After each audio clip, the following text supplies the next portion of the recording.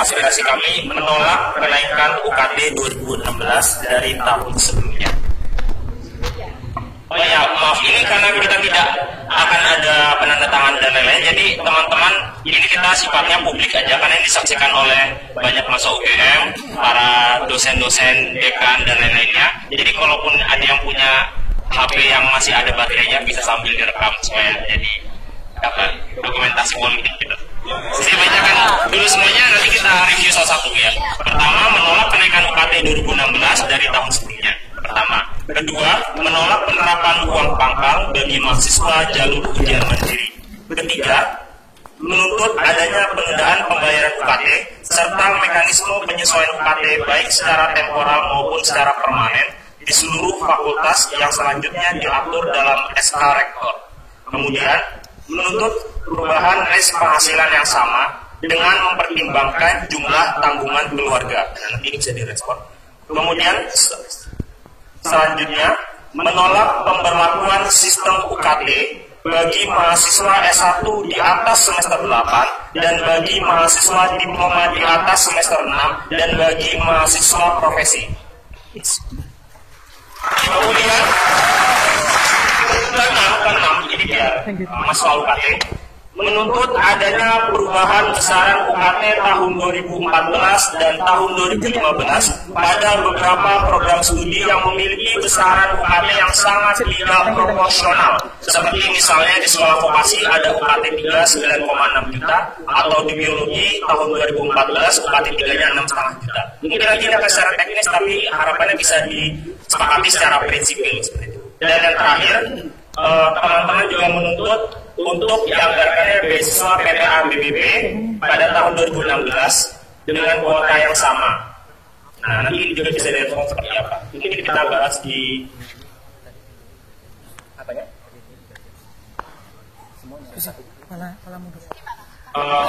Poin partai dulu aja. Poin partai dulu ya, biar kita pilih setiap poin dulu. Yang pertama, menolak kenaikan UKT 2016 dari tahun sebelumnya.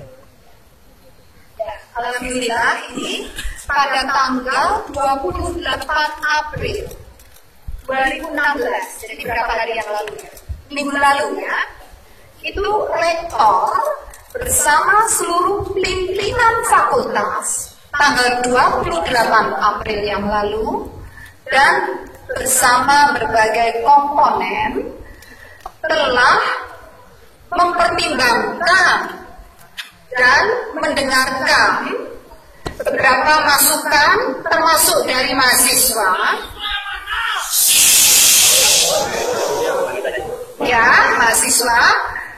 dan alhamdulillah kita semua sudah sepakat pada tanggal 28 April UKT tahun ini itu tetap sama dengan tahun lalu. Jadi itu sudah 28 April lalu. Kemudian karena tetap berarti kan tidak ada SPNA. Karena tahun lalu pun tidak ada SPNA. Ya, jelas di sini. Kemudian yang ketiga soal mekanisme keringanan. Nah, baik. Bagus sekali. Pada tanggal 29 April, satu hari setelah penetapan, saya menerima dokumen yang dikirimkan oleh DEN. Di situ mengusulkan, sudah saya katakan usulan dokumen ini sangat bagus. Usulannya adalah tentang perlu adanya mekanisme untuk penurunan dan penyesuaian dan juga adanya nomenklatur. Yang usulan yang baik kan ya harus diterima, dan tanggal itu juga tanpa diskusi 29 April kita sudah sangat menyetujui itu. Karena apa? Ya, jadi ada keringanan temporer, temporal, tapi ada juga yang permanen, menyesuaikan kondisi mahasiswa.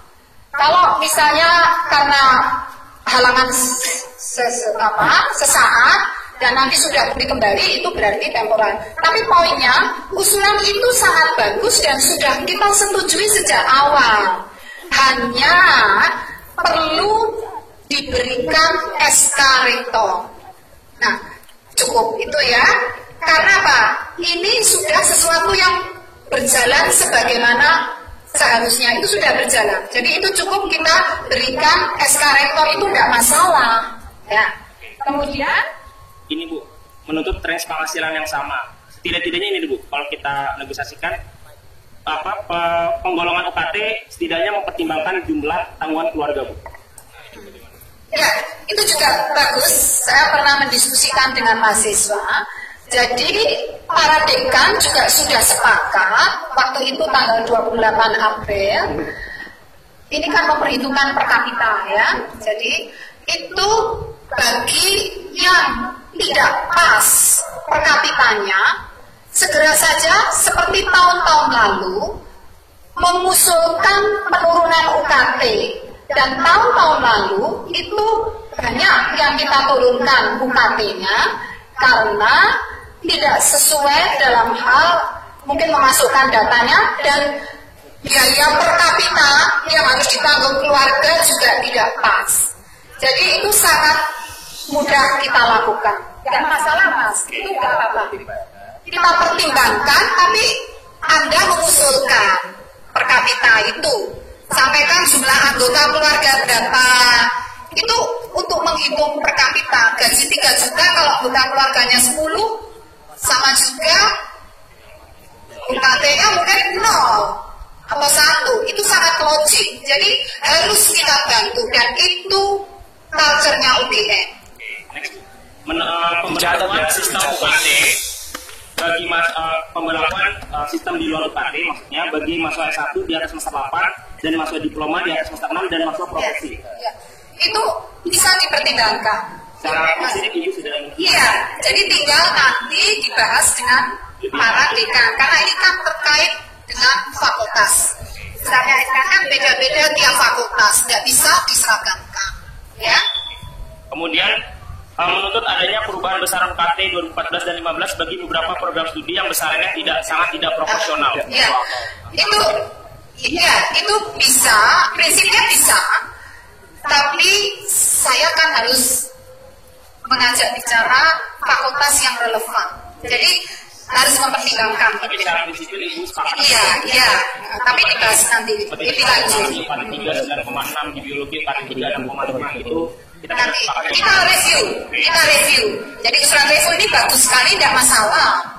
Oke, kemudian menganggarkan beasiswa PPA BBB atau mengadakan beasiswa pengganti untuk mengganti PPA BBB itu dengan kuota yang sama, Bu. Nah, ini perlu kita perjuangkan lebih lanjut. Saya belum bisa menjawab saat ini karena saya dibatasi dengan beberapa aturan-aturan keuangan agar tidak salah ya dalam mengelola keuangan. Saya juga diperiksa. Jadi ini kita catat dulu, nanti kita rembuk gitu. Sebagai informasi, PT Halai menganggarkan beasiswa pengganti itu loh. Ya, jadi memang begini, mengenai PPA itu akan ada ketentuan baru bahwa semua PTN itu tidak lagi menerima PPA, tetapi UGM akan berupaya mencarikan sumber lain agar beasiswa seperti PPA bisa disediakan. Tentunya nanti berdasarkan pada besarnya dana yang dimiliki UGM untuk memberikan PPA. Insya Allah kalau saudara-saudara mendoakan, kita akan mencoba menyediakan itu. Di tahun ini Pak ya? Akan dipakai di tahun ini? Iya. Sama yang terakhir soal UKT juga, apakah juga kembali berbicara soal penundaan UKT buat mahasiswa yang terdapat butuhan yang sangat benar-benar butuhan. Baik. Jadi selama ini tidak pernah ada kesulitan untuk menunda UKT kalau memang tidak punya uang. Yang jadi problem kemarin adalah terlambat membayar UKT karena lupa.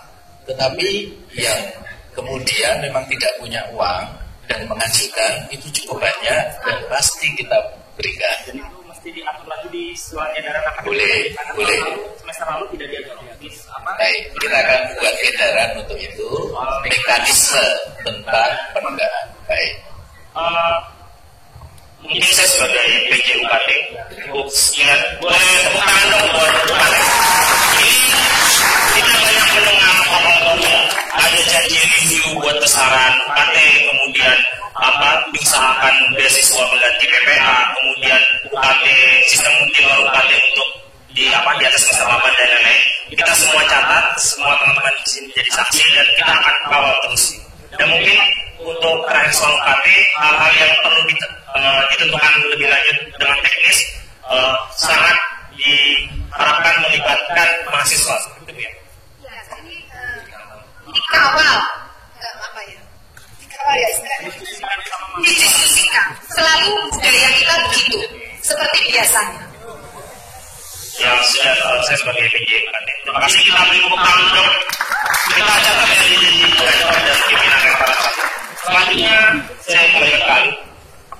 Baik, jadi untuk yang pertama UKT, teman-teman ada yang kemudian sudah disepakati poinnya. Yang pertama bahwa tidak ada kenaikan UKT.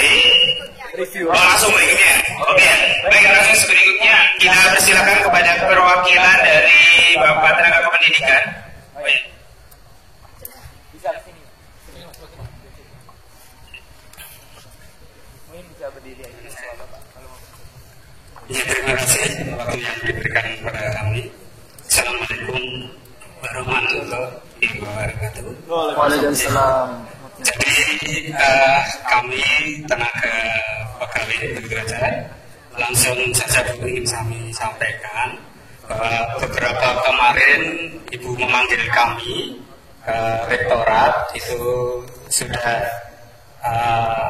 dijelaskan, tapi hasilnya kami kurang mantap. Terus terang seperti itu. Jadi kan beberapa tahun, sudah menyelenggarakan rapat, sudah ada di menyelenggarakan pertemuan-pertemuan yang kita tunggu sekian lama, hasilnya hanya 2 bulan. Dan kemarin kami sudah menanyakan itu mau kapan, Ibu hanya ngendiko secepatnya. Nah itu kami sudah menyampaikan ke teman-teman secepatnya itu kapan, yang 2 bulan. Tapi teman-teman tetap mengharap bahwa tunjangan itu kita terima yang 18 bulan. Karena dalam waktu 18 bulan itu kami juga bekerja terus. Sehingga orang yang di luar UGM menerima, mengapa kami yang di UGM tidak menerima. Kemudian untuk yang PP 138 itu Ibu yang sudah ngendiko akan memberikan kesejahteraan kepada pendidik, itu besarnya apakah seperti tunjangan kinerja. Seperti kemarin kalau seperti tunjangan kinerja UGM tidak mampu. Nah, mengapa UGM tidak mampu harus menjadi PTNBH? Apakah tidak sebaiknya tidak bisa pakai BH saja sehingga UKT juga tidak pakai, mahasiswa maksudnya berbadan hukum begitu Pak? Iya, maksud saya seperti itu. Jadi bagi teman-teman kalau adik saya yakin tidak akan berinisiatif yang negatif. Kita berbaik sangka saja itu. Ya, jadi intinya itu Bu, kapan kami harus berikan kesejahteraan sesuai dengan tunjangan kinerja. Karena universitas yang sebesar ini tidak bisa memberikan tunjangan kinerja yang layak kepada para kepegawai, terus terang itu sayang. Kemudian juga isu-isu yang diterima oleh tenaga pendidik itu kan kalau yang dari sisi paling bawah memang sama sekali tunjangannya jauh daripada kasih yang ke atas. Itu memang nasib pegawai golongan rendah. Tapi saya mengharap dari Ibu Rektor memberi tunjangan kepada kami sesuai dengan yang dari pemerintah. Terima kasih Ibu. Assalamualaikum warahmatullahi wabarakatuh. Wabarakatuh. Alhamdulillah apa yang Bapak sampaikan tadi menurut saya cukup jelas ya.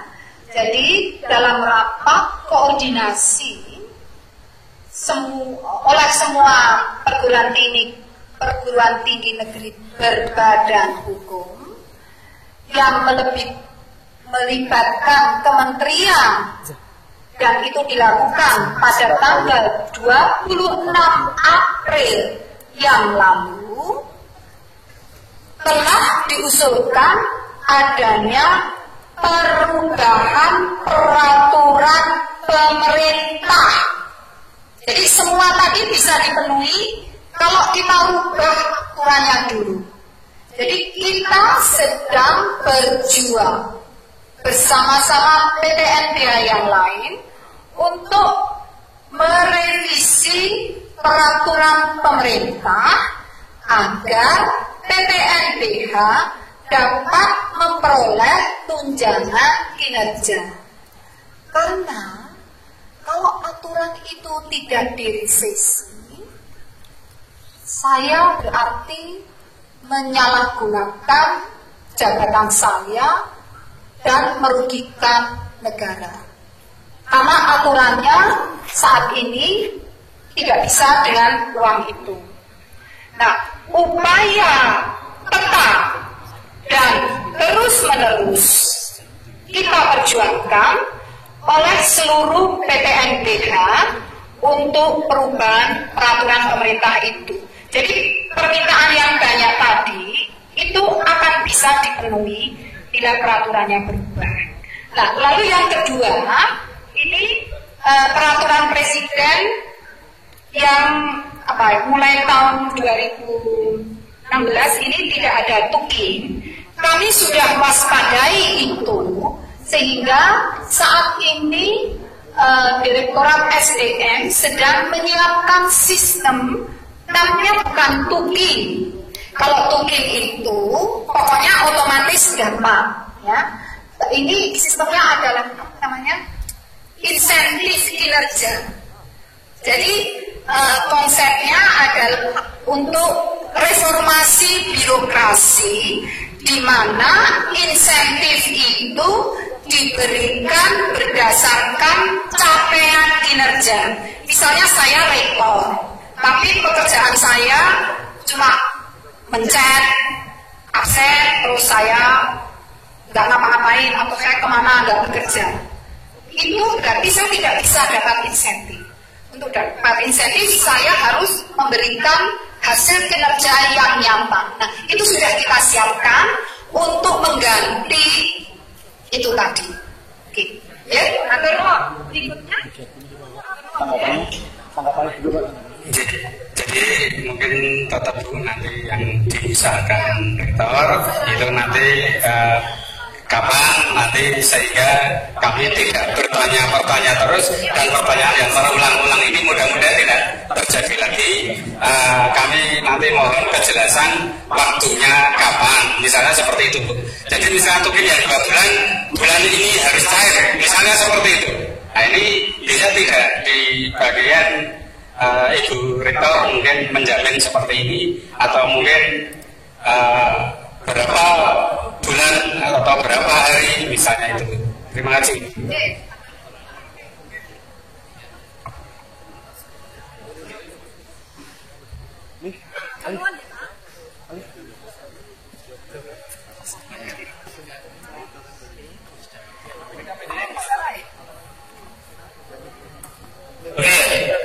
Untuk yang kedua seperti itu.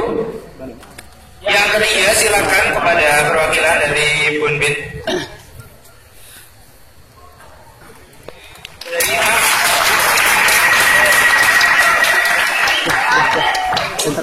Silakan dari Mas Bagus atau Mas Kevin.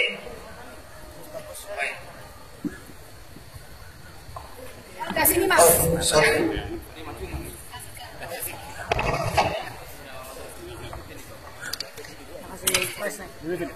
Center ada nggak sih center? Ada. Pak ini bisa misi biar bisa datang. Silakan. Dia mau nunggu ada nggak? Kamu ke atas. Biasanya kita nunggu ada. Kamu ke atas aja. Sudah Pak, Pak. Bisa Pak. Mau balik tenggelam Pak. Sama ini Pak. Nah. Oke, monggo Pak. Oh, siapa?